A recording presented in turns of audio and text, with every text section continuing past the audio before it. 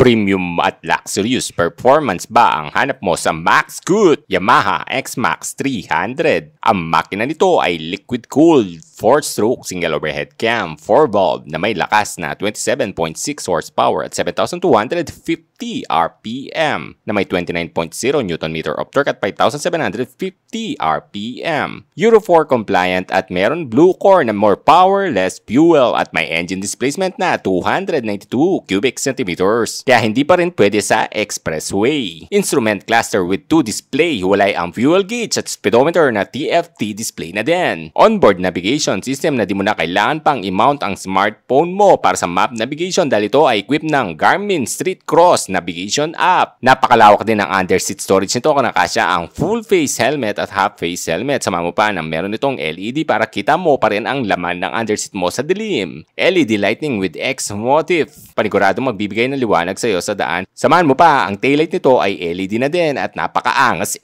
Dual channel ABS equipped na din ito na safe ka sa mga sudden brake. Samahan mo pa ng traction control na malilesen ang power ng engine mo pag di pareho ang ikot ng gulong sa harapan at likuran. Adjustable screen brace na pwede kang mamili ng low or high position depende sa comfort na gusto mo. Adjustable handlebar na pwede mong ilapit ng 20mm. Electric power socket na hindi ka na malulubat sa malalayong biyahe. Available yan dito sa Motorcycle City, Angeles for cash, credit card, installment at bank transfer. Dito sa Unit 1, ground floor, Haniel Square Building, MacArthur Highway Corner, P. De Guzman Street, Barangay Claro, AM Recto, Angeles City. Tawagan nyo lang ang mga sales staff nila doon. SRP 306,000. Engine type, liquid-cooled 4-stroke, single overhead cam, 4-valve. Cylinder arrangement, single cylinder. Displacement, 292 cubic centimeters. Bore and stroke, 70 by 75.9mm. Compression ratio, 10.9 to 1. Maximum horsepower, 28 horsepower at 7,250 RPM. Maximum torque, 29 Nm of torque at 5,750 RPM. Starting system, electric starter. Lubrication system, wet sump. Engine oil capacity, 1.7 liter. Fuel supply system, fuel injection. Clutch type, dry clutch, automatic centrifugal type. Transmission type, V-belt automatic. Frame type, backbone. Front suspension, telescopic fork at sa kanyang rear, unit swing. Front tire, 120 by 70 by 15 tubeless yan sa kanyang rear. 140 by 70 by 14 tubeless din yan. Front brake at rear brake, hydraulic single disc brake. Overall length, 2,180mm. Overall width, 795mm. Overall height, 1,410mm. Seat height, 795mm. Wheelbase, 1,540mm. Minimum ground clearance, 135mm. Wet weight kasama kanyang full tank at kanyang langis, 181 kilograms. Fuel tank capacity, 13 liters.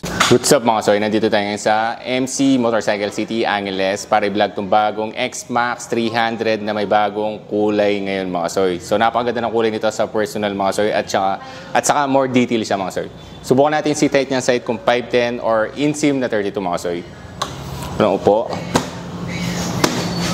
5'10 ang height mga soy, reference. Medyo tiptoe tayo mga soy kasi napaka-lapad na kanyang upuan mga soy. Pero kaya naman manage. Oo, kaya naman mga soy. Medyo, hindi naman ganun kalala yung tiptoe niya pero kaya ng dalawang paa natin mga soy. Siyempre pag isa na lang, all goods na yan mga soy. Napakataas din ng kanyang windscreen mga soy. So napakaganda talaga. Napaka-premium ng X-Max 300. No? Available pala yan dito sa MC Angeles for cash, credit card, installment at bank transfer mga soy. So ito yung mga number ng mga sales nila. Pwede nyo silang PM sa kanilang FB personal or tawagan sila mga soy. Para sa di pinagpala ng height, yan mga soy, 5'2 ang height, yan si Jomar. Sales pala dito yan, medyo sa dalawang pamar, malalang tiptoe, no? Pero kaya naman, pag isa, tingnan mo pag kaya niya isa. Kaya naman siya mga soy, kayang-kaya. Nasa skill na lang ng driver talaga mga soy. Yan, punta nyo lang yan, si Jomar. What's up mga soy, ito pala ang bagong X-Max 300 na may bago siyang kulay ngayon. At syempre, kapansin-pansin yung dinagdag nilang detalye dito mga soy. Dito kung di ko lang sure kung kita, yan parang meron siyang carbon skin dito, yan. Dagdag yan. At syempre, meron siyang windshield na napakataas. Adjustable yan mga soy. Pwede mo siyang mas mataas dito, adjust mo lang siya dito. At ito, LED na yung kanyang pinaka-turn signal. So, sundihan natin yung hazard niya. May built-in hazard switch na to Diba? Angas, no? Diyan yung turn signal niya sa taas mga soy. At X-motif siya. Angas, no? Tapos blue mags na napakagandang tingnan, parang forged aluminum na to alam ko. At bali, naka-ABS ka na sa harapan na may tupat. At ang size ng gulong mo dito ay 120 by 70 by 15 tubeless yan. At dito ang kanyang cooling system na liquid cooled, telescopic fork. Okay naman. Yung tinest ko kanina napakalambot, LED ito mga sayo. Ang ganda talaga ng ano niya. Position light or DRL. Matte yung series niya dito, tapos gloss. Pero napakaganda. LED yan. Meron siya logo ditong emblem ng Yamaha na nagpapa-premium talaga sa kanya. Di-adjustable ang preno mo sa harapan at likuran mga sayo. Ito yung kanyang TFT full display. Para ma-access mo, click mo lang tong accept. Ayun. So ito, tachometer ito mga soy. Meron siyang degree, init at orasan. Dito yung fuel gauge mo, speedometer, trip. Ayan. So para ma-access mo lang yan, pupunta lang dito. Click mo tong pinaka-ano niya mga soy. Pwede itong home. Yan, makikita mo yung average fuel, instant fuel. Ayan, nandiyan lahat. Air, coolant, battery, average speed, average fuel, instant fuel, trip time, air. Di ba? Ang ganda, no? Pag pupunta ka sa menu, ayan, mamimili ka dyan. So, meron tayo ditong weather, settings, music, auto trip, meter display. So, nasa iyo kung ano gusto mong display ng iyong meter. Yan, pwede siya maging ganyan. Meter display. So, tatlo siya. Meron siyang speed. Speed visualizer yung pinaka-isa niya naman. At kung babalik lang natin siya doon sa dati, ay pupunta lang kayo doon sa meter display. Mas maganda itong tachometer, mga soy. Yan, so, back lang tayo. Yan, tapos meron tayo ditong navigation. Itong navigation para siyang connect siya sa pinaka-connected siya sa Street Cross powered by Garmin. So, da-download mo lang yung app na yun. Parang meron na siya dito pinaka-GPS mga soy na magiging guide mo pag ikaw nagbabiyahe. Hindi mo na kailangan pa yung smartphone po nalagay mo dito, di ba? Stick, no?